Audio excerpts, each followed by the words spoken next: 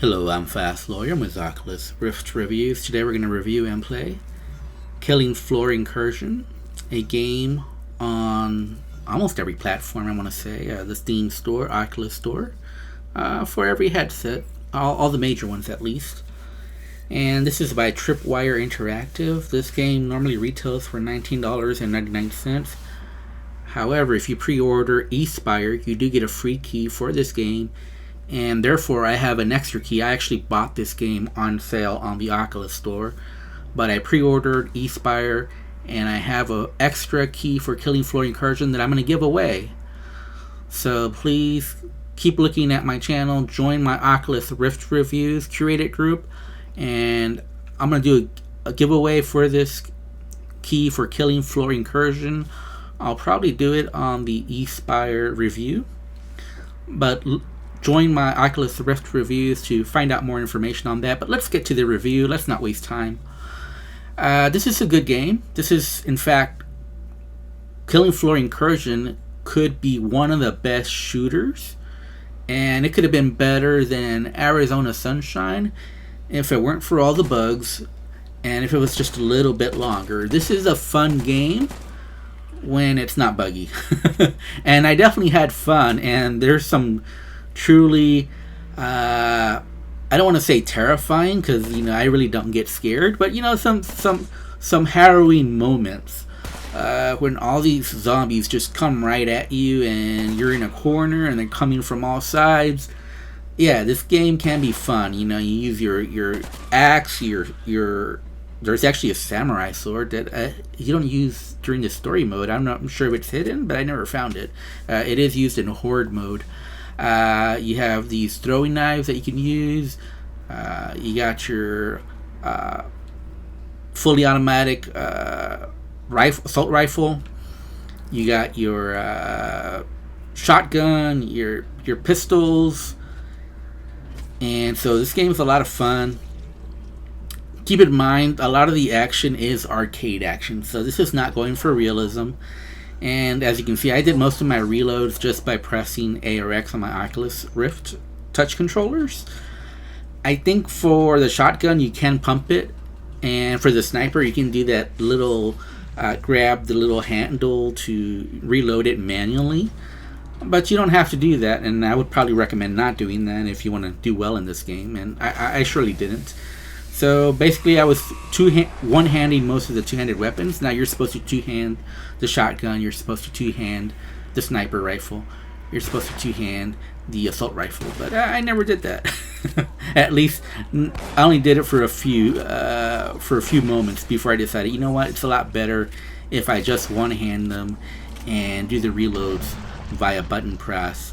I don't care for realism. I want to make this as fun as possible, and definitely more fun to one-hand these weapons. But yeah, you can two-hand them if you want to increase the challenge for this game.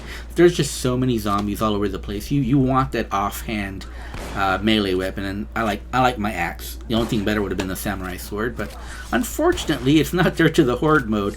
Now, I did play a little bit of horde mode. I finished the entire story on normal in a little over 3 hours, and that was running into a few bugs where I had to redo part of the levels, including horde mode. I spent a little bit over 4 hours on this game, so there isn't a whole lot of content here, and some of the bugs were really what I consider almost game breaking, or at least very frustrating. One of the bugs, I just fell through the world. That was the worst bug, and at the worst moment, and I just had to quit the game and restart, and obviously some of my progress was lost. There are checkpoints, and I won't say they're generous, but at least it's not like if you get to the boss and you die, you have to restart all over from the very beginning. So they usually have, like, at the very least, a checkpoint at the boss fight. So that's good, where you can restart if you quit the game entirely, which is good. There's some very intense moments in this game, but there's also some really dumb moments. Probably the dumbest moment is when they have you using the sniper rifle to try to snipe away some zombies that are going near some base. The sniper rifle obviously is kind of stupid. It just never feels right. You know, the scoping of it, and if you look at the video, I'm actually holding it like sideways to make it easier. So yeah, not good. Using the grenades can be a little frustrating because you kind of have to put your weapons away so you can two-hand the grenade so you can toss it. And the bad thing is the grenade is a lot of fun. You just can't one-hand it. Or at least I didn't try to. Maybe I should have tried to one-hand it, you know. Maybe the pressing a button while holding the grenade would have done the trick. I guess I just wasn't smart enough to think of that while I was playing the game. But yeah, this is a very hectic gameplay. And it's got this little flashlight as well that uses a UV light or normal light. I never used it for the normal light. I always used it for the UV light. So I always had it on and on my chest, because there's usually little hidden messages or hidden clues to try to open new areas up. So there's a little bit of puzzle solving, but it's very simple. So there's nothing complicated here, nothing that will take you forever to solve as far as the puzzles. They're all pretty basic, pretty easy to solve. And there is a story, and it's actually a pretty good story, but unfortunately a lot of it's just told to either you have this little floating robot with this assistant that's telling you what to do, and then all of a sudden you get taken out of your world and this big red head talks to you.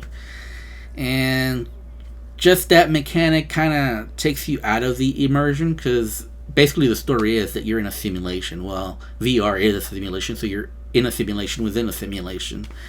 And so that's just their excuse to have different looking levels. The levels look nice, but there's nothing interactable. In other words, it's not like you can destroy stuff. It's not like you can pick up items besides the ammo and health packs.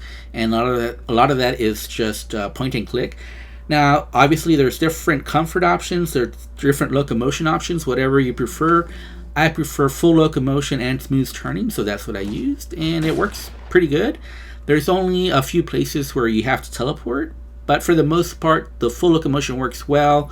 There is clipping through walls, and as you'll see on this Paris level, once you get past this sniping point, there is a big bug, and one of the bugs is that you actually have to go through a door to get more zombies to spawn to be able to get past this level, because nothing happens if you don't get through that door, and you just have to physically just walk through the door. So yeah, and you're gonna see that on my video that, you know, basically zombies stop spawning, and I had to figure out that, oh, you have to walk through the door to get more zombies to spawn so you can finally open up the locked levels, you know, the blue barrier. So yeah, that bug, by the way, it happened twice. So this is me playing in hardcore mode, sorry. Replaying the level for the video recording, because I had already finished the game when I'm reviewing it here. And yeah, you have to go through the door to get past this stage, which is a bug. There are 3 boss fights, and each of them are interesting, and there's a lot of good here, but the bugs really take away the enjoyment away, and it's just too short, and you know, it's just some of the lack of interactivity. I'm gonna have to give this game a 6.5 out of 10, which is a little sad. You know, at the end of this game I was a little disappointed. It could have been so much better, and I could have rated it so much higher.